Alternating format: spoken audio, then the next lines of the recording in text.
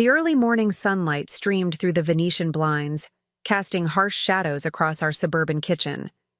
The tension in the air was electric, making it hard to breathe. My husband Marcus, a former Marine turned defense contractor, paced our linoleum floor like a caged animal, each heavy step echoing his mounting anger. The argument from last night about his sister Rebecca's latest emergency hung between us like a dark cloud, threatening to burst at any moment.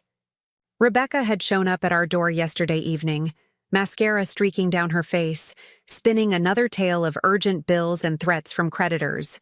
This time, she wanted my credit card, not just to borrow it, but to add herself as an authorized user. When I firmly refused, it triggered a chain reaction that ended with Marcus exploding in a way I hadn't seen since his worst PTSD episodes after returning from his third tour. I took a tentative sip of my coffee, the bitter liquid matching the atmosphere that had settled over our once peaceful home. Marcus's pacing intensified, his combat boots leaving scuff marks on the floor, marks I would later have to scrub away, just like I'd been scrubbing away signs of his growing instability for months. "Rachel," he said, his voice carrying that dangerous edge I'd come to recognize, "we need to talk about this rationally." But there was nothing rational about the way his fists were clenched, or how the vein in his neck pulsed visibly beneath his faded USMC tattoo. I could feel his eyes boring into me, silently demanding that I change my mind. But I couldn't. I wouldn't. This had gone on far too long. The kitchen clock ticked away, each second amplifying the tension. Through the window, I could see our neighbors' kids waiting for the school bus, their innocent laughter a stark contrast to the storm brewing inside our house. How had we gotten here? Just 3 years ago, Marcus and I had been the picture of military family success.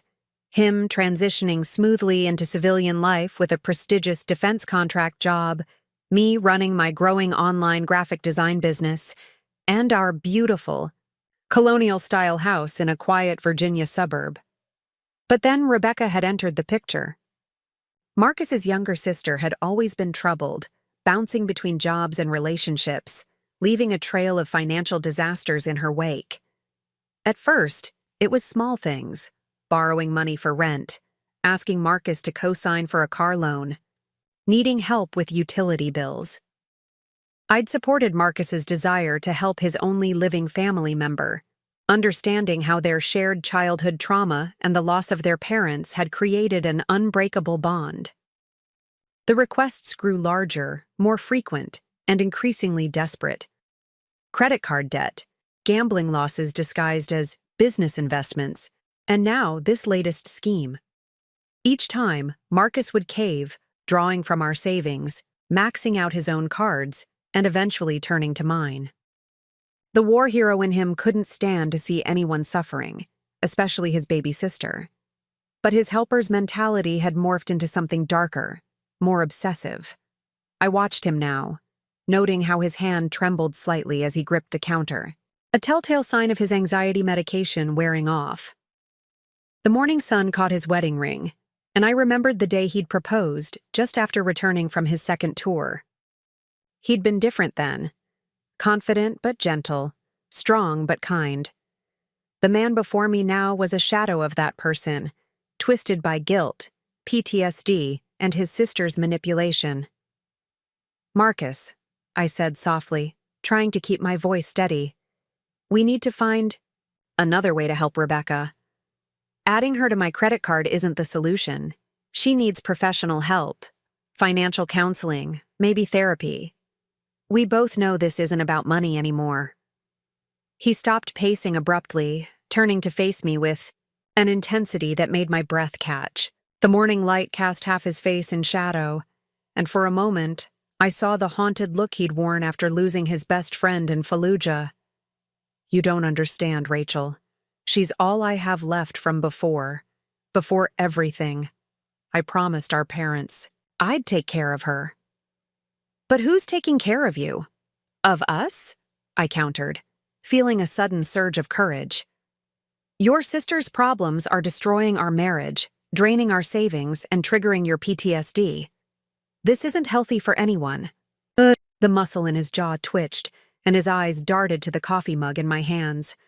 The rational part of me knew I should stop talking, but years of suppressed frustration were finally breaking free. We need to set boundaries, Marcus.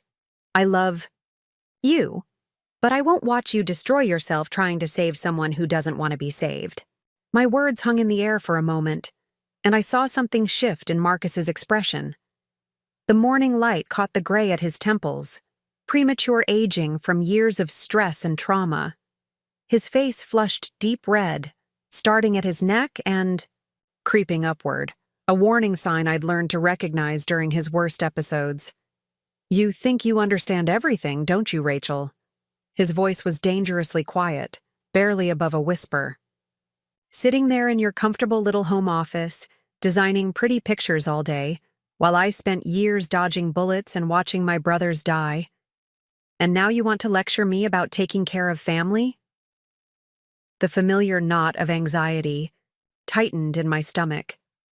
I'd seen this pattern before, how he weaponized his service when cornered, using his trauma as both shield and sword. The rational part of my mind urged me to back down, to de-escalate, but something inside me had finally snapped.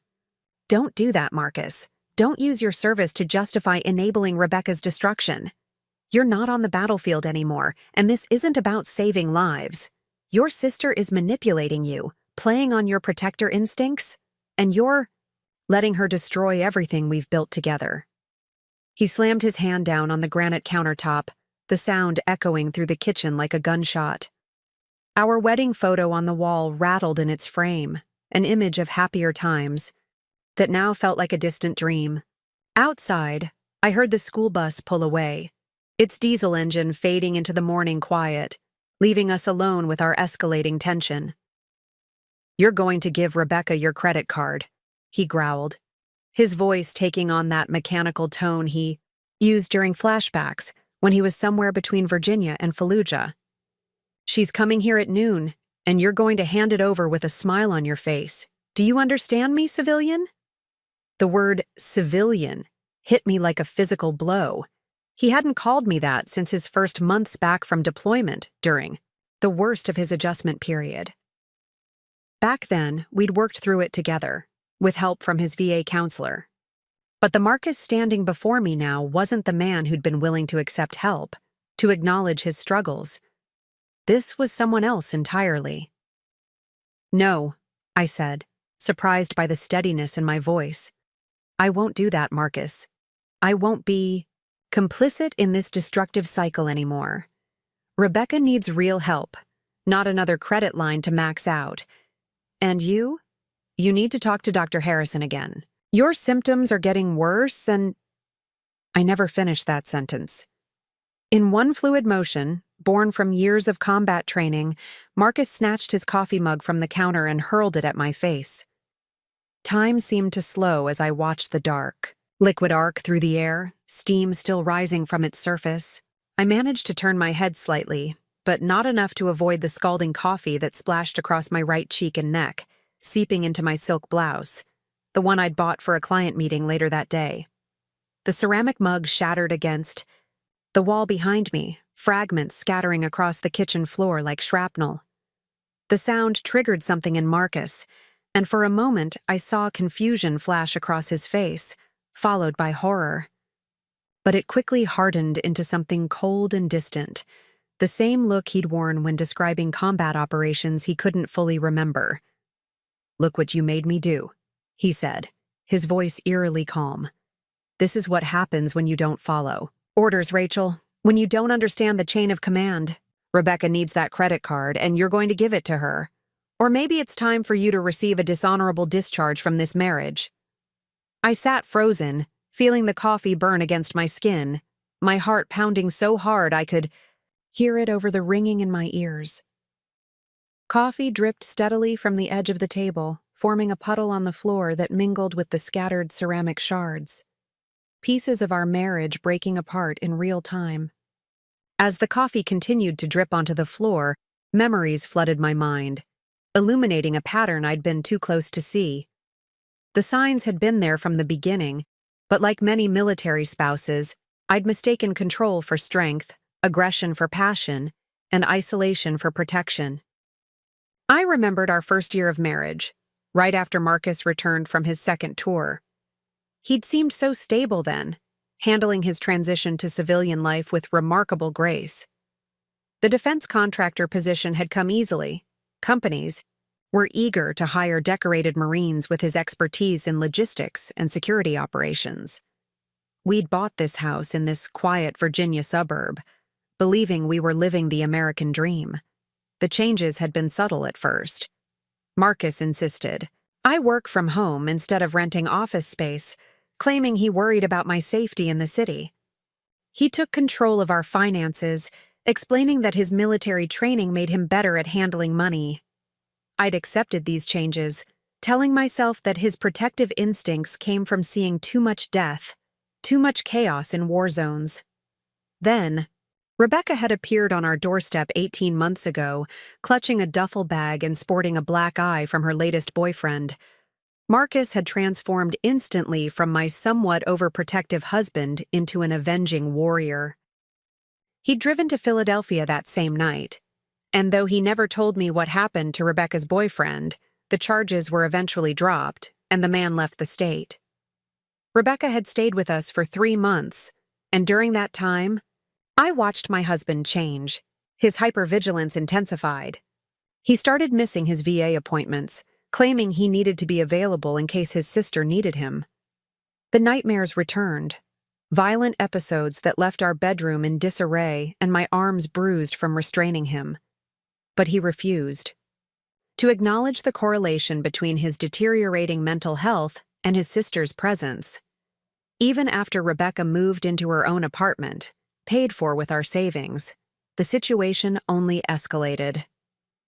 There were constant emergencies: unpaid rent, maxed-out credit cards, impounded cars, and mysterious men demanding money. Each crisis sent Marcus deeper into his protective warrior mode, and further from the loving husband I'd married. I touched my burning cheek, feeling the heat radiating from where the coffee had scalded my skin. In the hallway mirror, I could see the red splotches beginning to blister. The silk blouse I'd laid out for today's client meeting was ruined, coffee stains spreading across the ivory fabric like a Rorschach test of our dysfunction. My phone buzzed on the counter, a text from Rebecca. "On my way. Can't wait to sort this out. Marcus says you'll help. You're the best sister-in-law ever." The casual entitlement in her message made my stomach turn. She knew exactly what she was doing, how she was manipulating her brother's trauma responses and protective instincts. Every crisis, every tear-filled phone call, every dramatic appearance pushed Marcus closer to the edge, re-triggering the hypervigilance and savior complex that had kept him alive in combat, but was destroying him, destroying us, in civilian life. I heard Marcus in the garage, probably calling Rebecca to confirm my compliance. His voice drifted through the door, that strange combination of military precision and barely contained rage that had become his new normal. "Affirmative. Target secured. Situation under control." The military jargon increased with his stress levels, another warning sign I'd learned to recognize too late. Standing there in my coffee-soaked blouse, surrounded by shattered ceramic and broken trust, I thought about the promises we'd made to each other. Marcus had vowed to love and protect me. But somewhere along the way, protection had mutated into possession, and love had been replaced by control. I'd promised to stand by him through better or worse, but I never agreed to be a casualty of his unresolved trauma or his sister's manufactured emergencies. The garage door slammed, and Marcus's boots stomped down the hallway. I tensed instinctively, muscle memory from too many similar confrontations. As Marcus's footsteps grew closer, I found myself mentally calculating escape routes, another habit I'd developed over the past year.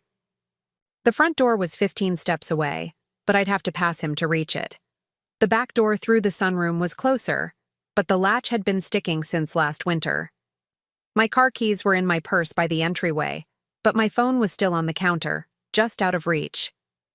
These tactical assessments felt foreign to me. I was a graphic designer, not a soldier. Yet here I was, analyzing my own home like a battlefield. The irony wasn't lost on me. I'd absorbed more of Marcus's military mindset than I'd realized, but for entirely different reasons than he had. "Rebecca will be here in 30 minutes, Marcus announced, re-entering the kitchen. His voice had taken on that clipped, official tone he used when issuing what he considered orders. "That gives you exactly 20 minutes to clean yourself up and get your head straight about this situation." He surveyed the coffee-splattered wall and scattered ceramic shards with detached interest, as if viewing surveillance footage of someone else's life. I remained silent, my mind racing through options and consequences. If I gave Rebecca my credit card, it would buy me time, but at what cost? Our savings were already depleted from her last 3 emergencies. The graphic design business I'd built from scratch was finally gaining traction. But one authorized user with a spending problem could destroy everything I'd worked for. More importantly, capitulating now would set a dangerous precedent. One, that could cost me more than just my financial security. But refusing meant facing Marcus's escalating rage, and possibly worse. The coffee mug was just the latest in a series of thrown objects, a progression that had started with pillows during his nightmares, evolved to books during arguments, and now this. What would be next? The tactical knife he kept in his boot? The handgun he'd insisted we needed for home protection? "You're bleeding," Marcus observed flatly. I looked down to see a small cut on my hand, probably from one of the ceramic shards. The sight of blood seemed to trigger something in him. His expression softened slightly, that familiar flicker of the man I'd married breaking through the warrior facade. "Let me get the first aid kit." "Don't," I said, my voice barely a whisper. "Please, just don't." He froze, and I saw the conflict play across his face. Part of him, the part that had once been a caring husband, recognized the wrongness of our situation. But that part was increasingly overshadowed by the hyper-vigilant protector who saw threats everywhere and dealt with them through escalating force. "Rachel," he began, running his hands through his military short hair. "You're not seeing the bigger picture here. Rebecca needs protection. Financial security is tactical advantage in civilian life. Without it, she's vulnerable. Every predator out there can smell weakness, can exploit—" "Stop," I interrupted, surprising both of us. "Just stop turning everything into a military operation. Rebecca isn't a tactical objective. I'm not a subordinate to be commanded, and our marriage isn't a war zone, even though you're treating it like one." The words hung in the air between us, heavy with truth and accusation. I watched Marcus process them, saw the muscle in his jaw twitch as he fought between his instinct to assert control and his dwindling capacity for self-awareness. The kitchen clock ticked loudly, counting down the minutes until Rebecca's arrival, until I would have to make a decision that would change everything. In that moment of tense silence, I thought about the life I'd imagined for us, the children we'd planned to have, plans now indefinitely postponed because I couldn't bring a baby into this volatility. The design studio I'd dreamed of opening, dreams deferred because our resources were constantly diverted to Rebecca's endless crises. The peaceful retirement we'd talked about, traveling the country in an RV, now seeming as impossible as the happy marriage I'd once believed we had. The cut on my hand throbbed in sync with my racing heartbeat. 20 minutes to decide. Stay and surrender my financial independence, my security, my self-respect, or leave and face the unknown. Either way, I realized, I was at a point of no return. The woman who had walked into this kitchen this morning couldn't walk out unchanged. Time seemed to move differently as I dabbed at my coffee-stained blouse with a kitchen towel, each motion mechanical and deliberate. My mind, however, was racing, forming a plan that terrified and empowered me in equal measure.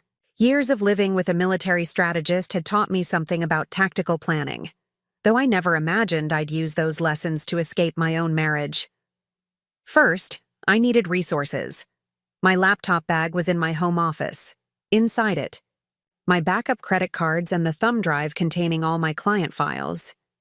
The emergency cash I'd started hiding after Rebecca's last loan was taped behind the loose baseboard in our guest bathroom, a trick I'd learned from one of Marcus's stories about weapons caches in war zones. Passport and birth certificate were in the fire safe in our bedroom closet. Marcus insisted on keeping important documents secured military style. 15 minutes, Marcus announced, checking his watch, the same tactical timepiece he'd worn in combat. I expect you to be changed and ready when Rebecca arrives. We clear on the objective? I nodded mutely, my heart hammering against my ribs. The familiar phrase, clear on the objective, hit differently now. How many times had he used military language to control our civilian life? Even our arguments had become briefings, our disagreements treated like insubordination. I need to change, I said, gesturing at my ruined blouse. And clean up this mess. The coffee was starting to dry on the walls, leaving dark stains that looked unsettlingly like blood spatter. Marcus's eyes followed my gaze, and for a moment, I saw him flinch. Perhaps he was seeing different walls, different stains, memories of violence from another time and place. Affirmative, he replied, his voice distant. I'll secure the perimeter. Rebecca said she might have someone following her again, probably another creditor. He moved to the window, assuming what I recognized as a defensive position, scanning the quiet suburban street like it was an enemy-held territory. I took advantage of his distraction to move toward our bedroom, forcing myself to walk normally, despite the urge to run. Inside, I went through the motions of changing my clothes while my mind raced through logistics. I had 3 freelance clients with outstanding invoices, money I could expedite if necessary. My friend Sarah from college had moved to Richmond last year and always said I could visit. We hadn't spoken much lately. Marcus had deemed her a security risk after she questioned the bruise on my arm at our last dinner together. Opening my closet, I pulled out a fresh blouse while silently noting which items I could fit in my laptop bag without arousing suspicion. A change of clothes, my mother's jewelry, the external hard drive with my portfolio. The fire safe key was where I always kept it, hidden in an old makeup compact. Marcus had insisted I memorize the combination.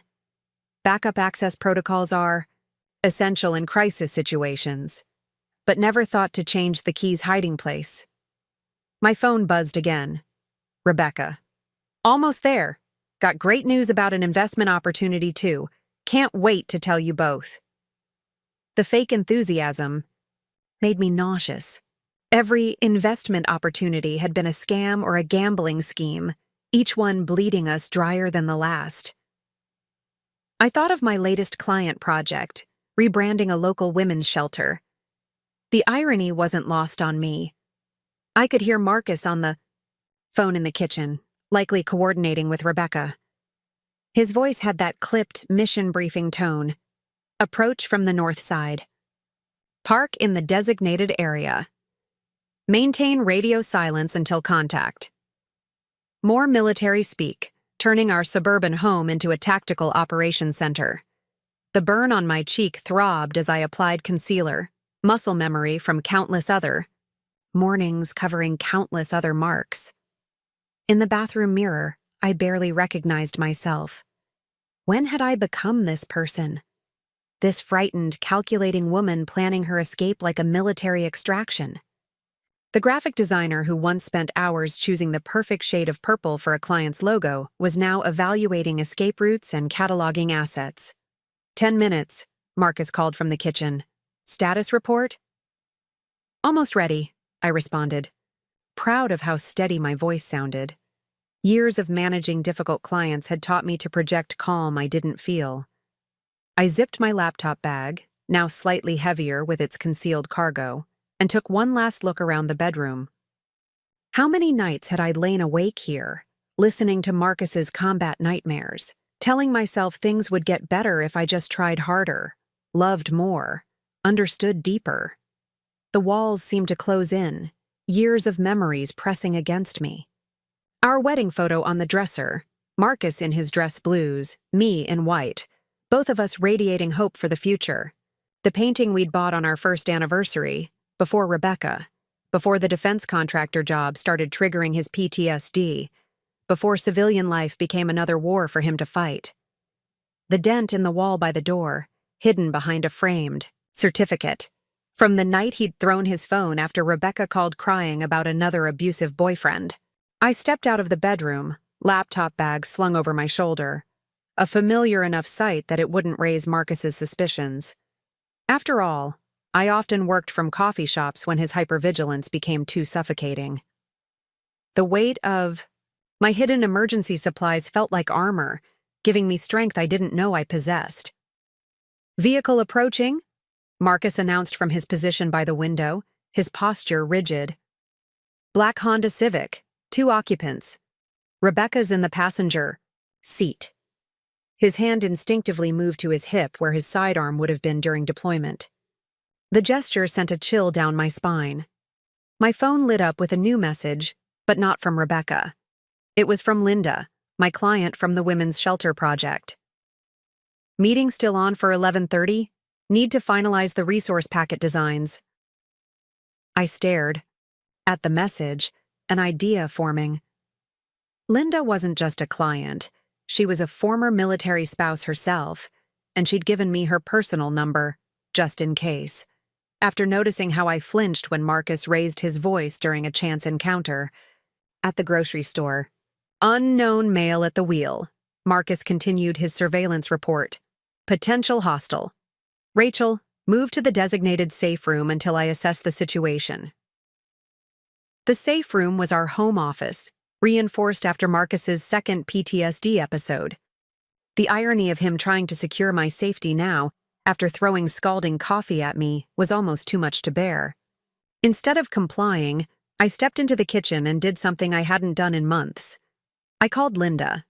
Marcus was too focused on the approaching car to notice.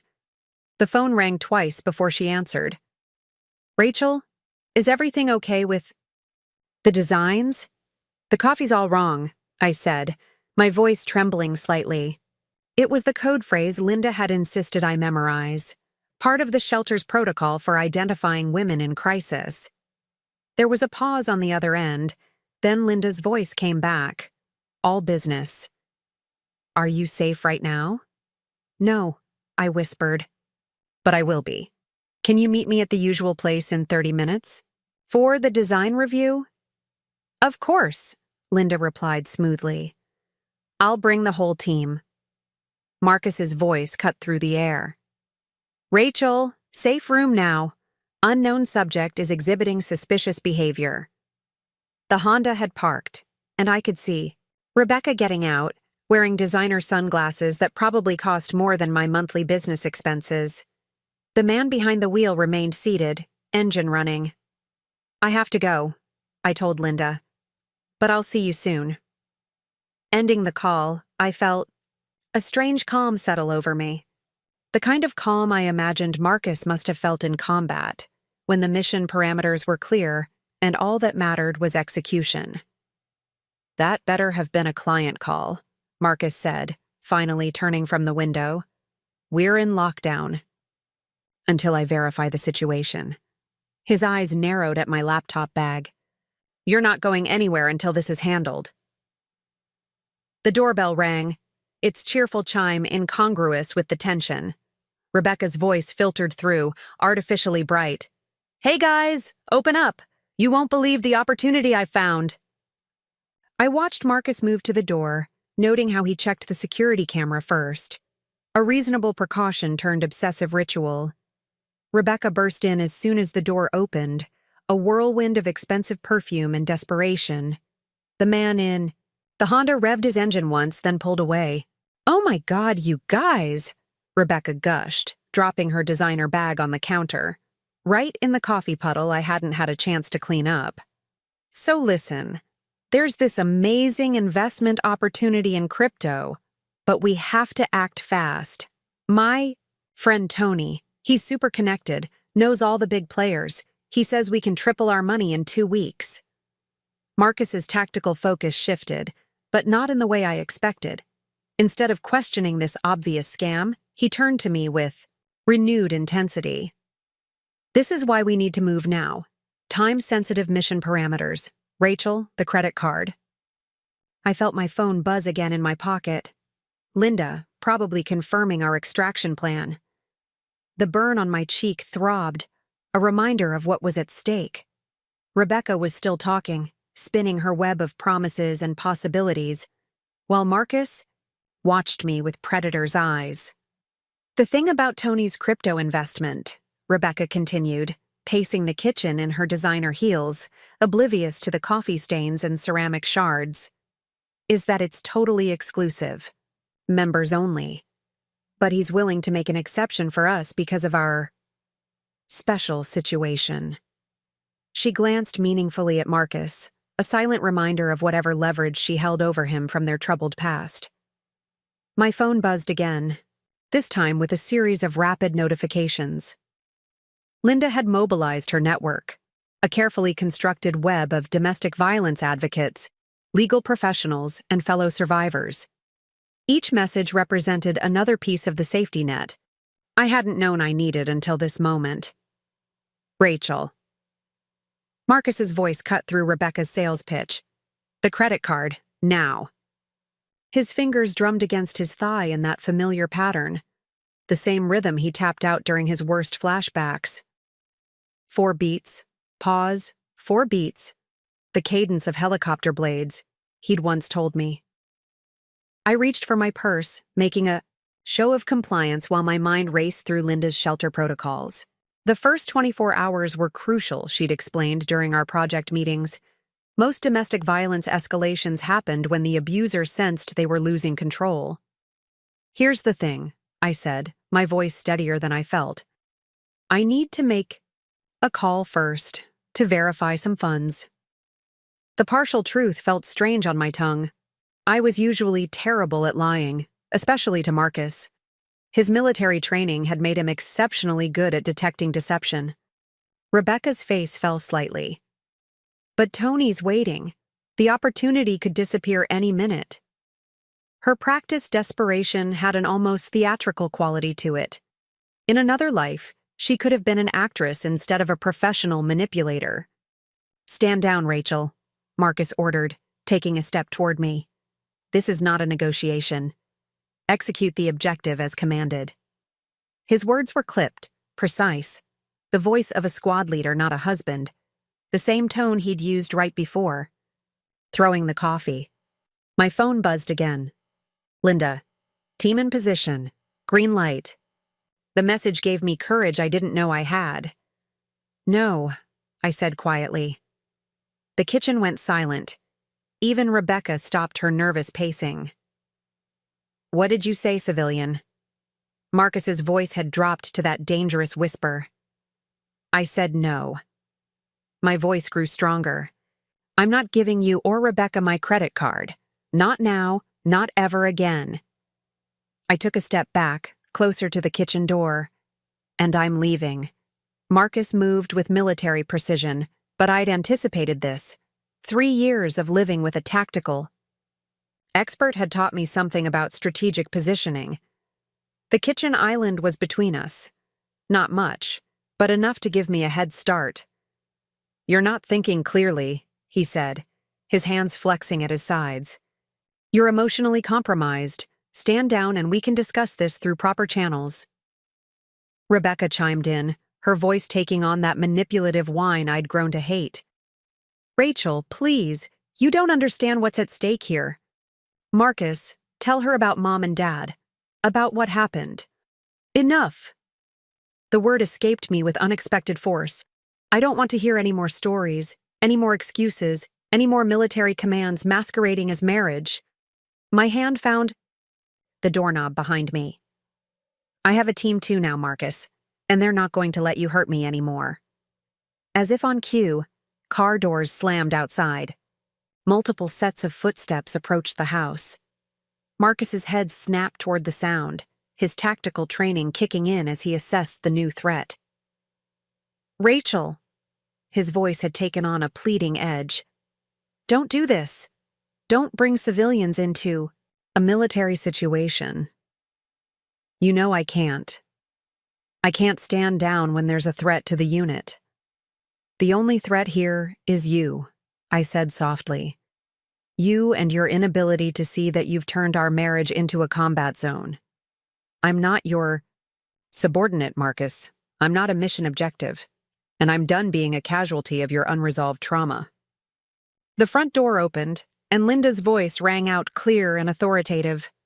"Rachel, are you ready?" Marcus's military training kicked in instantly at the sound of unknown persons entering his secured perimeter.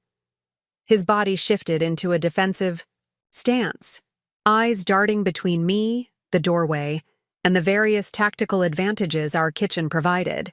Rebecca pressed herself against the counter, her designer bag clutched to her chest, all pretense of confidence evaporating in the face of actual conflict. "This is a breach of protocol," Marcus growled, his voice taking on that mechanical quality that signaled his deepest dissociation. "Unauthorized entry into a secured location during an active situation. Rachel, get to the safe room. Now." But Linda was already in the doorway, and she wasn't alone. Behind her stood Sarah Thompson, the VA social worker who'd worked with Marcus during his initial transition, and two uniformed police officers, one of whom I recognized as Jennifer Martinez, the domestic violence specialist who'd consulted on my shelter design project. "No one's going to any safe room, Master Sergeant Campbell," Sarah said calmly, using his former rank deliberately. "What we're going to do is take a tactical pause and assess the situation professionally." I watched Marcus struggle to reconcile the presence of his former counselor with the tactical threat his PTSD was screaming about. His hands clenched and unclenched, that familiar rhythm of helicopter blades tapping against his thigh. "This is a family matter," Rebecca interjected, finding her voice. "You have no right to interfere in a private—" "Ms. Campbell," Officer Martinez cut in, "I suggest you take a moment to observe your surroundings." She gestured to the coffee-stained walls, the scattered ceramic shards, the angry red burns, visible on my neck and cheek. This stopped being a private family matter when it became a domestic violence situation. The phrase, domestic violence, seemed to pierce Marcus's tactical fog. He blinked, looking around the kitchen as if seeing it for the first time, the evidence of his loss of control scattered across our once peaceful home. "I didn't." He started, then stopped. Rachel was resisting the mission parameters. The situation required immediate corrective action. Even as he said it, I could see him wrestling with the disparity between his military justification and the reality of what he'd done. "Master Sergeant," Sarah stepped forward, her voice professional but compassionate. "You're experiencing a severe PTSD episode, complicated by familial manipulation and enabling behaviors. Your combat training is interpreting domestic disagreements as tactical threats, and you're responding with escalating force. This is not a battlefield, and your wife is not an enemy combatant." Linda had moved to my side, her presence steady and grounding. "Rachel has burns that need medical attention," she said firmly. "She's coming with us now. You have two choices. Marcus, stand down voluntarily or Officer Martinez will ensure compliance." Rebecca, sensing the power dynamics shifting, tried one last manipulation. "Marcus, you can't let them do this. Remember what you promised Mom and Dad? Remember what we've been through? You're supposed to protect me." "Enough." Sarah's voice cracked like a whip. "Ms. Campbell, your exploitation of your brother's PTSD and survivor's guilt ends now. You've systematically undermined his recovery for your own gain, triggering his trauma responses to maintain control. As his former counselor, I'm mandated to report this as harmful to his mental health." The kitchen, fell silent except for the steady drip of coffee from the counter to the floor. I watched Marcus's face as the reality of our situation finally seemed to break through his tactical mindset. His eyes focused on my burned cheek, then the coffee stains, then the shattered mug. Physical evidence he couldn't rationalize away with military protocol. "Oh God," he whispered, and for the first time since his last deployment, I saw tears in his eyes. "Rachel, I didn't mean." "I know," I said softly, and I did. The man I'd married was still in there somewhere, buried under layers of trauma, manipulation, and misplaced loyalty. But I couldn't sacrifice myself trying to dig him out. "But I can't be your collateral damage anymore." "We have a room waiting at the VA," Sarah said, addressing Marcus directly. "You need intensive trauma therapy, Master Sergeant, and distance from toxic influences." She glanced meaningfully at Rebecca, who had the grace to look ashamed. The next few hours passed in a blur of activity and emotion. Officer Martinez documented my injuries while Linda helped me pack an emergency bag. Rebecca was escorted from the premises after a failed attempt to take my credit cards from my purse during the confusion. Sarah stayed with Marcus, talking him through the process of voluntary admission to the VA's psychiatric unit. His final words to me before leaving, "I'm sorry, Rachel, I lost my bearings," echoed in my mind as Linda drove me to the emergency room. The hospital's fluorescent lights cast harsh shadows on my burned skin as the doctor examined me. "Second-degree burns," she announced, applying a specialized cream. "They'll heal, but you may have some scarring." She hesitated, then added more, gently, "We see a lot of domestic violence victims here. It usually starts with throwing things." "I'm not a victim," I found myself saying. "Not anymore." The words felt strange, but true. The doctor smiled slightly as she finished bandaging my cheek. Linda had arranged for me to stay at a secure location, a small but comfortable apartment above a bookstore owned by another survivor. As we drove, there, the setting sun painted the sky in shades of purple and orange, nature's reminder that even the darkest days eventually end. "The security system is top-notch," Linda explained as we climbed the stairs. "Card key access, cameras, panic, buttons. Several of our clients have built successful new lives starting right here." She unlocked the door to reveal a space that, while modest, felt worlds away from the military precision of my former home. The apartment was furnished simply but thoughtfully. A comfortable couch, a small dining table, a desk perfectly sized for my laptop. Someone had placed a vase of fresh sunflowers on the windowsill, their bright faces turned toward the fading light. "Sarah will keep us updated on Marcus's treatment," Linda continued, showing me around. "But for now, focus on yourself. You've been in survival mode for so long, Rachel. It's time to remember who you are beyond that." I set my laptop bag down on the desk, my mobile design studio, now representing not just my business, but my independence. My phone buzzed with a text from Officer Martinez. "Restraining order processed. Electronic copies in your email. Stay strong." Sitting on the edge of the bed, I finally allowed myself to feel the full weight of the day's events. The tears came suddenly, years of pent-up emotion breaking free. Linda sat beside me, offering silent support as I grieved. Not just for my marriage, but for the man Marcus had been before trauma and manipulation had twisted him into someone I no longer recognized. "I keep thinking about his face when he threw the coffee," I said finally, wiping my eyes. It wasn't rage, exactly. It was like he wasn't even there, like I was looking at a stranger wearing my husband's face. Linda nodded understanding. PTSD can do that, especially when it's complicated by toxic family dynamics. Rebecca learned to weaponize his trauma responses, and you became the casualty of that manipulation. But you did something incredible today, Rachel. You broke the cycle. My phone buzzed again. An email from one of my regular clients about their upcoming project. The normalcy of it struck me as almost absurd after everything that had happened. Yet it was also comforting, a reminder that parts of my life had remained untouched by the chaos, waiting for me to reclaim them. "What happens now?" I asked, more to myself than Linda. "Now," she said, standing and walking to the window, "you rebuild. Not the life you had, that's gone, but something new, something that's wholly yours." She turned back to me.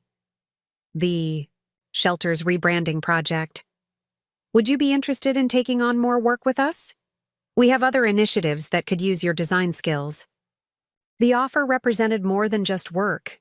It was a chance to transform my trauma into something meaningful, to help others find their way out of similar situations. I thought about all the times I'd designed logos and websites for other people's dreams while putting my own on hold. "Yes," I said, feeling a spark of excitement beneath the exhaustion. "I'd like that." The next few weeks unfolded like pages in a new chapter. Each morning, I woke to sunlight streaming through windows that weren't fortified with military-grade security film. The simple act of making coffee became a reclamation. No more measuring the grounds with military precision. No more strategic positioning with clear sightlines to all entry points. Just the quiet ritual of brewing a cup and watching the steam rise, unmarred by fear. My first major project for the women's shelter was creating a discreet mobile app that looked like a generic weather application but contained hidden resources for domestic violence survivors. As I worked, I found myself incorporating elements I wished I'd had access to earlier. Panic buttons disguised as weather alerts, resource lists embedded in forecast details, and emergency contacts masked as meteorological stations. "This is brilliant," Linda said during our review meeting, scrolling through the prototype. "You've thought of everything." She paused, studying my face. "The burns are healing well." They were. The angry red marks had faded to pink, and the doctor was optimistic about minimal scarring. But the deeper wounds, the ones that didn't show on the surface, those were taking longer to heal. Sarah kept her promise to update me on Marcus's progress at the VA. He'd been diagnosed with complex PTSD, exacerbated by Rebecca's manipulation and his untreated survivor's guilt from losing his team in Fallujah. The doctors had discovered he'd been self-medicating with prescription stimulants to maintain his hypervigilant state, believing it kept him combat-ready to handle Rebecca's endless crises. "He's doing the work," Sarah assured me during one of our weekly check-ins. "Real therapy. Not just the surface compliance he showed before. Rebecca's been banned from visiting. It was a condition of his voluntary admission." I'd received one letter from Marcus, written as part of his therapy. The handwriting was different from his usual military precision. Softer somehow, more human. "I'm starting to understand what I did to us," he wrote. "How I turned our home into a forward operating base and our marriage into a tactical mission. You deserved so much better than a husband who saw threats instead of joy, who turned love into a military operation. I'm not asking for forgiveness. I just want you to know that I see it now." Rebecca, unsurprisingly, hadn't gone quietly. She'd made several attempts to contact me, alternating between tearful pleas and veiled threats. The restraining order covered both her and Marcus, but she'd tried creating new social media accounts to reach me. Officer Martinez shut those down quickly, adding cyber harassment to the growing list of documented offenses. My design business began to evolve. Word spread through Linda's network, and soon I was creating websites and materials for other organizations supporting domestic violence survivors. Each project felt like turning another page in my recovery story, transforming my experience into something that could help others find their way to freedom. One morning, about 2 months after leaving, I was working at my desk when a familiar name popped up in my email. Captain James Wilson, Marcus's former commanding officer. My finger hovered over the delete button, but something made me open it. "I heard what happened," he wrote. "I'm sorry I didn't see the signs earlier. Too many." of us come home carrying wars we can't put down, turning our loved ones into casualties of battles they never signed up to fight. Marcus was one of my best, but the man who threw that coffee wasn't the Marine I knew. He told me once that you were his anchor to civilian life. I hope he understands now that anchors aren't meant to drown with the ship. I sat back, letting the words sink in. How many other military spouses were out there, drowning quietly while trying to anchor their partners to civilian life? How many others mistook control for protection, hypervigilance for love? Linda had been right. I was rebuilding something new from the ashes of my old life. The woman who had sat trembling at that kitchen counter, watching coffee drip onto the floor, was becoming someone stronger, someone who could reach back and help others find their way to safety. A year after the coffee incident, I stood in front of a room full of women at a domestic violence survivors conference, sharing my story. The burns on my face had faded to barely noticeable marks, but I didn't try to hide them with makeup anymore. They were part of my story, proof of survival rather than marks of shame. The hardest part, I told the audience, isn't leaving. It's realizing that you need to leave. Understanding that military service, PTSD, trauma, these explain abusive behavior, but don't excuse it. That loving someone doesn't mean sacrificing yourself to their unresolved battles. My presentation included the app I'd designed, now being used by women's shelters across the country. The weather icons had become a secret language of survival, helping others find their way to freedom just as Linda and her team had helped me find mine. Marcus was still at the VA, working through his trauma with a new therapy team. Sarah kept me updated, though I'd chosen not to have direct contact. He'd finally confronted Rebecca about her manipulation, recognizing how she'd exploited his trauma to maintain control. Last I heard, she'd moved to California, hopefully to start fresh herself. My design studio had evolved into a full-service agency specializing in nonprofits supporting domestic violence survivors. I'd hired 2 other survivors as designers, turning my kitchen table workspace into a real office. Every project felt like another step in our collective healing journey. Captain Wilson had become an unexpected ally, connecting me with military family support groups who needed our services. "The military teaches us to fight enemies," he said during a project consultation, "but not how to stop seeing enemies everywhere. Your work helps bridge that gap." Linda sat in the back of the conference room, beaming like a proud parent. After my presentation, she hugged me tightly. "Look how far you've come," she whispered, "from hiding burns with makeup to helping others heal." That evening, I returned to my new apartment, a bright, airy space overlooking the city park. No security cameras, no tactical sightlines, no military-grade locks. Just a home filled with the art and colors I loved, the dreams I'd put on hold, and the peace I'd fought so hard to find. On my desk sat a framed copy of the restraining order next to my first design award for the Shelter app. Beside them, a new project brief, a national campaign for military spouse support services. The irony wasn't lost on me, using my experience to help others navigate the complex intersection of love, duty, and self-preservation. As I made my evening coffee, in a ceramic mug painted by one of my shelter clients, I thought about that morning in the kitchen a year ago. The woman who had watched steam rise from her coffee cup, terrified of her husband's anger, felt like a different person now. She hadn't been weak, as I'd once feared. She'd been gathering strength, waiting for the right moment to save herself. My phone buzzed with a text from Officer Martinez. "Another successful rescue today. Your app helped her find us." I smiled, raising my coffee mug in a silent toast. This was my new mission, turning trauma into triumph, fear into freedom, and helping others write their own stories of survival. The sun set over the city, painting the sky in shades of hope. I didn't need military precision to feel secure anymore. I had something stronger, the knowledge that I was not a casualty of someone else's war, but the commander of my own destiny. Every day wasn't perfect, but every day was mine. And that made all the difference. The end.